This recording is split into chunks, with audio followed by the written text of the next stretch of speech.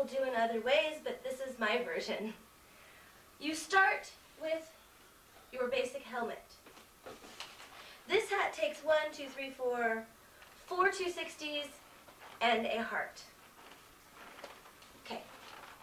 So what you want to do is you want to fully inflate 4 260s. One is the basic helmet, 2 will be for the crown, and 1 will be for the large heart. To find the middle, I usually just fold it in half and twist at the middle point. I don't particularly worry so much if both balloons are exactly the same length. People really won't notice. Anyhow, I then twist them together to form an X. I slip them through my helmet. I find about the midpoint of the helmet, and I just switch them around each other like that so that they kind of secure themselves on. Then I grab 2 ends, twist them together. Again, I just spin it around to lock it. Grab the end of my hat, twist that around, and again, I like to spin it through.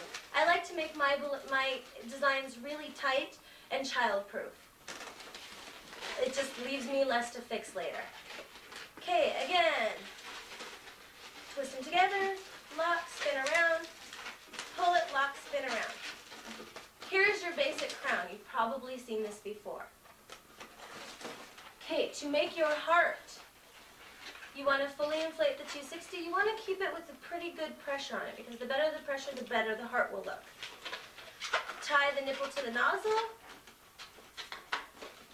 Find your midpoint. I usually put it against my stomach to kind of brace it against me. Then you want to bend the balloon in, squeeze, usually pull it a little bit like this, let the air back in until you have a heart. And you can play with it a little bit and shape it a little bit to get it more pointy or rounder as desired. I then take the nozzle of the balloon and wrap it twice around the joint in the crown.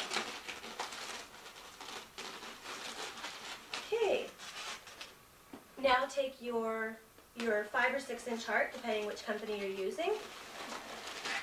And same thing, take your nozzle and wrap it right around that meeting point there. And then just straighten it out. Now,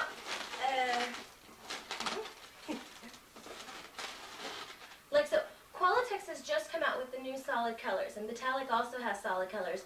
And while I do like the solid colors, I tend to prefer the translucent colors for hats. The reason that I prefer the translucent colors is because if you're doing work outside or in a strong light, they cast a colored reflection on the ground, and I just think that's so neat when you're walking around with the hat on, or somebody's walking around with the hat on, you look down on the ground and there's the hat and all its colors on the ground. So I tend to use more of the translucent tones than the opaque tones for the hats.